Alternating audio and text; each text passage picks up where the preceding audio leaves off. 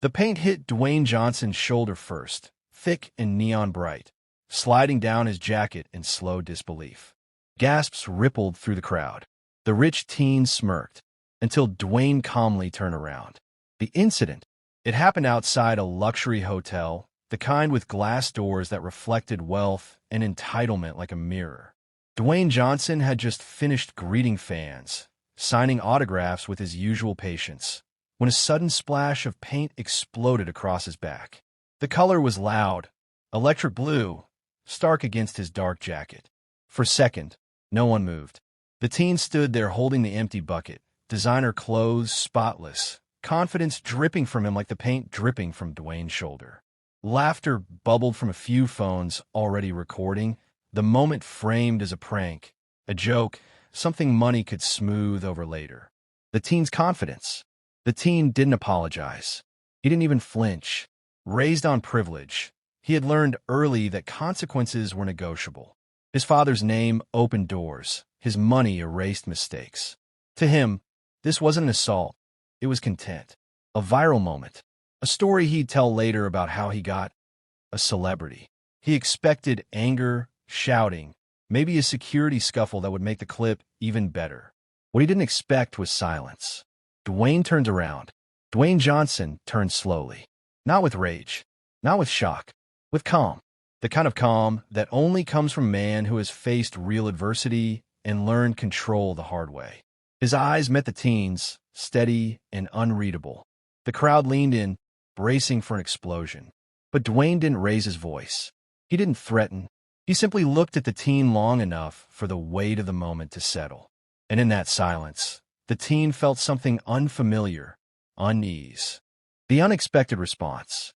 "You good?" Dwayne asked, wiping paint from his arm with a napkin someone handed him. The question wasn't sarcastic. It wasn't angry. It was genuine, and that's what rattled the teen most. The laughter died instantly. The crowd sensed a shift. This wasn't going to be a meltdown. This was going to be something else entirely. Public eyes, private lesson. Phones were everywhere now, but the mood had changed. What had looked like a prank now felt cruel, juvenile, exposed. The teen tried to laugh it off, muttering something about it being just paint. Dwayne nodded slowly. "Yeah," he said, voice calm but firm. "Paint washes off. Character doesn't." The words landed heavier than any punch ever could. The teen's smile faltered for the first time. Consequences begin. Security arrived, not rushing, not aggressive, just present.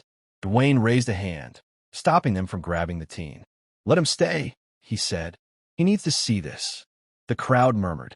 The teen's confidence cracked slightly as he realized he wasn't being dragged away from consequences. He was being walked straight into them. Sponsors nearby whispered. Hotel staff exchanged looks. Names were being recognized. Phones weren't just recording the pain anymore. They were recording the reaction. The moment that changed everything. Dwayne stepped closer, lowering his voice so only the teen could hear. "You think money protects you from moments like this," he said quietly. "But moments like this are exactly what money can't fix." The teen swallowed hard. For the first time, he wasn't sure how to respond. There was no punchline, no escape, just the sudden realization that he'd poured pain on someone who didn't need to prove power, because he already had it. The teen starts to crumble. The teen shifted his weight, suddenly aware of how quiet it had become. The confident smirk he'd worn minutes earlier felt painfully out of place now, like a mask slipping in public. He glanced around, searching for laughter, validation, anything to tell him this was still a joke. Instead, he saw faces hardened with disapproval. A woman shook her head. Someone muttered, "That's messed up." The teen's throat tightened. He had expected chaos. What he got instead was judgment, and worse, disappointment. That silence pressed harder than any punishment ever had. Dwayne changes the stakes. Dwayne stepped back, giving the teen space but not relief. "You know what the problem is?" he said, loud enough for those closest to hear. "You think moments like this disappear." He gestured to the phones, still raised in the air. "They don't." His voice wasn't angry. It was steady, instructional, almost fatherly. "They follow you. Into rooms you haven't even entered yet." The teen's eyes flicked to the phones, realization dawning that this wasn't just a clip. It was a record. The crowd turns.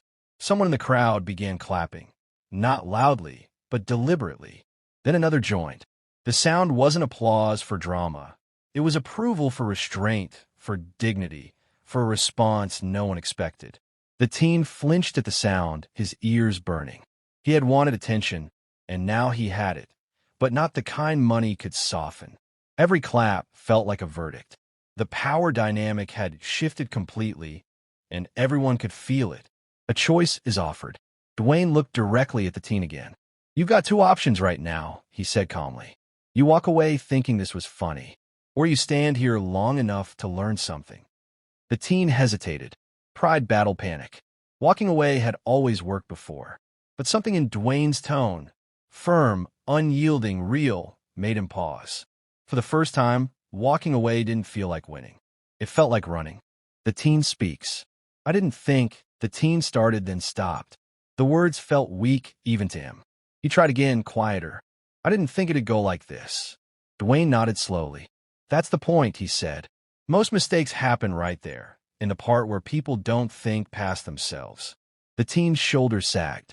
Cameras caught the moment his posture changed. The exact second arrogance gave way to something closer to shame. The calm before what comes next. Dwayne handed the paint-stained jacket to an assistant and rolled up his sleeves, completely unbothered now. The gesture felt symbolic, like he was preparing for something bigger. Not a confrontation, but a consequence.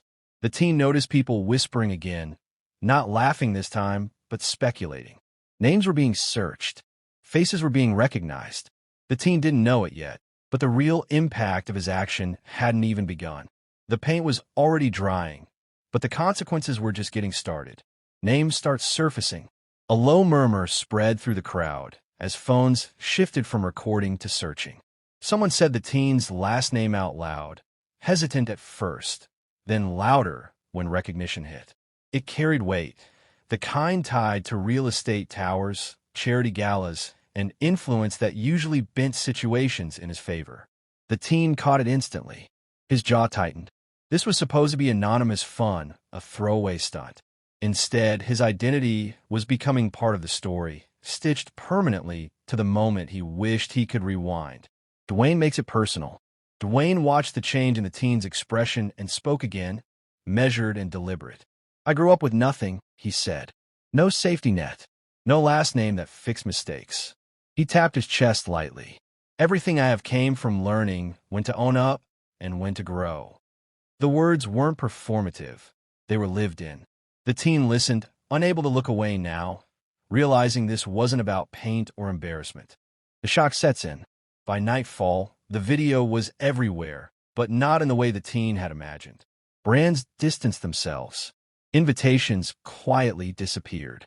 The same name that once opened doors now pulled headlines with it, followed by words like entitlement and consequences. What shocked everyone wasn't outrage or punishment. It was how fast admiration turned into accountability. The internet didn't rage, it reflected. And the reflection was unforgiving. Dwayne's quiet impact. Dwayne Johnson never posted about it. No statement. No victory lap.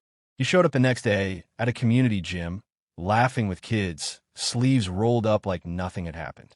That contrast between restraint and respect said more than any response ever could. People didn't praise him for being unbothered. They respected him for being intentional. In a moment designed to humiliate, he chose to educate. And that choice echoed louder than pain on pavement. The lesson that lasted. Long after the paint washed away, the lesson remained. Power isn't proven by what you can get away with. It's revealed by how you respond when you're tested. The teen learned it too late to erase the moment, but early enough to change what came next. And for everyone who watched, the message was clear. Real strength doesn't raise its voice, doesn't strike back, and doesn't need permission to stand tall.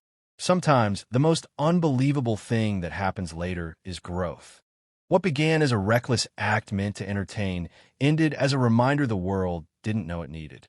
In a single moment, arrogance met composure, and composure won without force, without shouting, without spectacle. The paint faded, the crowd moved on, and the headlines eventually changed, but the lesson stayed. Respect isn't demanded. It's earned in how you handle the moment when you're tested.